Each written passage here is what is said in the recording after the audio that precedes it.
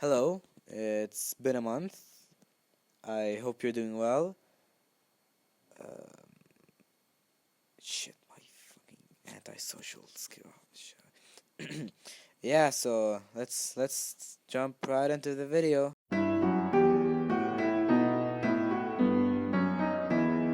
We got Devil as a Part-Timer Season 2 or Diapt Season 2, and after the greatest 8-year wait, we finally have it. And this can give hope to other anime with lost Season 2s like Bakano, Hyoka, and No Game No Life.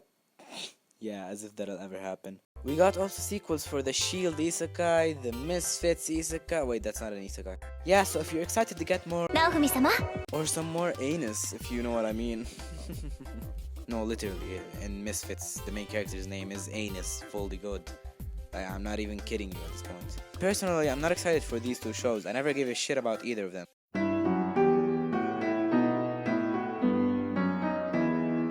Okay, listen, I never expected these words to be uttered by me.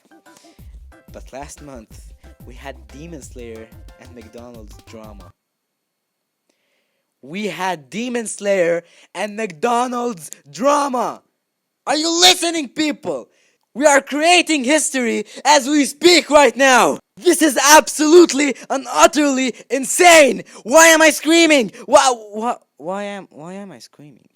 So it wasn't insane drama, it just like apparently Demon Slayer and McDonald's did a collaboration which featured 5 different stickers from the Demon Slayer cast, but there was reports of scalping by employees, so the stickers started getting sold on auctioning sites before their official release. But McDonald's Japan started fixing this issue and it's resolved at the moment, at least I hope so. But I'll be honest here, the only reason I included this topic in this video is a reminder that McDonald's and Demon Slayer had drama this month.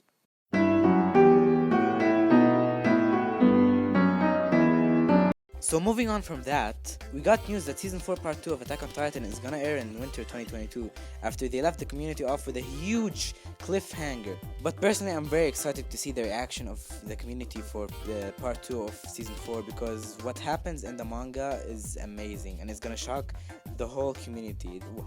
Season 4 Part 2 will be the best arc in Attack on Titan by far, and I am very excited for it.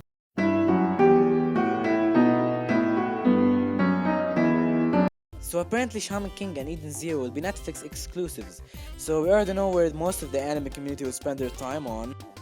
But the hype for these shows will definitely get destroyed because of this, because we got confirmation that Shaman King will air for 52 episodes, which is 52 weeks, which is around a year for Shaman King to be available legally. We'll have to wait more than a year, so the hype around it will definitely be dead. It truly saddens me that some anime just don't get a chance or even a glimpse of popularity because of the Netflix prison.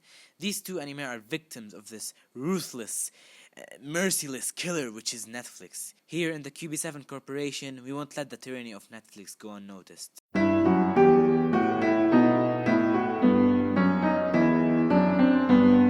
Okay, so listen, apparently the Promised Neverland writers didn't want, and I kid you not, they did not want any credits for the newest few episodes of Promised Neverland anime. This just shows how much of a fucking clusterfuck it is. I genuinely didn't expect to see a car crash that rivals the 7 Deadly Sins Season 3 clusterfuck on the garbage scale. But here we have it, right in front of our eyes. We have a new addition to the glorious list of anime adaptations.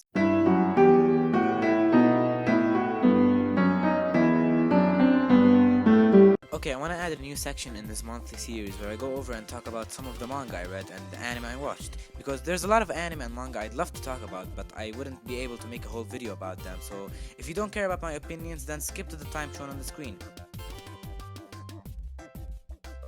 So at the beginning of the month, I began the record of Ragnarok manga, and damn, it's a really good manga. The art style is amazing, and the character designs are very creative.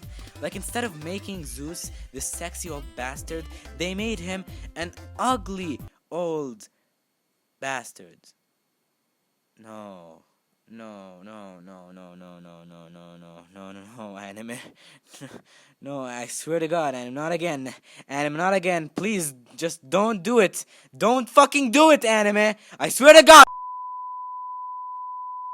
Well, anyways, when I heard it's getting an anime adaptation this year, I was very excited until I saw the trailer. And I'm gonna be honest here, the animation is dull. It's very dull. Maybe the actual anime will have much better animation, which I doubt. But when I watched the trailer, I got the feeling of 2000s animation. It wasn't bad in any way. I just think Ragnarok deserves more than meh animation. The only thing we can do now is pray it gets better animation than what was shown in the trailer. But hey, even with dull animation, I'm still very excited for it.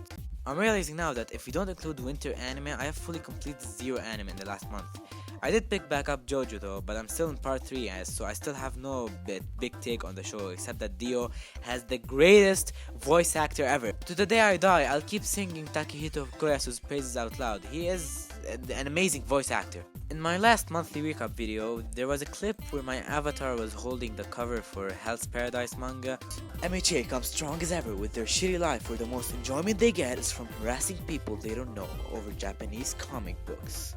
And the reason I did that was because I was reading it at the time and I wanted to add more of those little Easter eggs in these videos. Like maybe right now, look around, is there a picture of some manga that you don't know? I don't know. But yeah, I read all of Hell's Paradise last month and damn, I absolutely love it. Literally after reading Chainsaw Man and thinking it's peak new gen shonen, I read Hell's Paradise and think it's peak new gen shonen. And both of them are getting anime adaptations soon. Spoilers ahead for Hell's Paradise. I have timestamps in the description. You can skip to whatever you want. There's spoilers to skip. Spoilers, skip it. Spoilers, spoiling. Woo! Spoilers, skip to the timestamp. Hell's Paradise is an amazing manga. As I said earlier, I absolutely loved the premise at first, and all the characters are amazing. One of the most lovable anime casts we've seen in a while. And the world is also amazing. The very ancient history behind the island where the events took place, and what they learn about it, and the main villain. And I absolutely love the development all the characters go through, all of them getting this one island to unite them and gradually change them for the better. But by far the most thing I liked about this manga was the theme it was trying to convey. We see all these criminals at the beginning being sent to this island for a mission, and the viewer in this situation is thinking, how can they root for the main character or any other character when they're quote-unquote evil criminals? As the story goes along, you start connecting to all these criminals and feel attached to them, knowing in the back of your mind that these are again quote-unquote bad guys. And then you start seeing the executioners befriending the criminals and starting to realize that they're human too. They start to realize that humans can't be looked at in such a surface level way and be separated into bad guys and good guys, and that people change if given the chance to. This manga makes a clear difference between bad guy and criminal, and Shugen is a great example of how it's conveyed. In this manga, Shugen has the lawful evil role, so if someone is deemed a quote-unquote bad guy by the law, then in Shugen's eyes, this person deserves to die no matter if they're friend or foe. And I think the author is trying to say here that humans shouldn't be classified between good or bad according to specific rules, because in the end, it's a specific order of events throughout their life that led them to their current self and shaped their current personality, no matter how fucked up it is. I'm really confused in how the hell are they gonna animate it.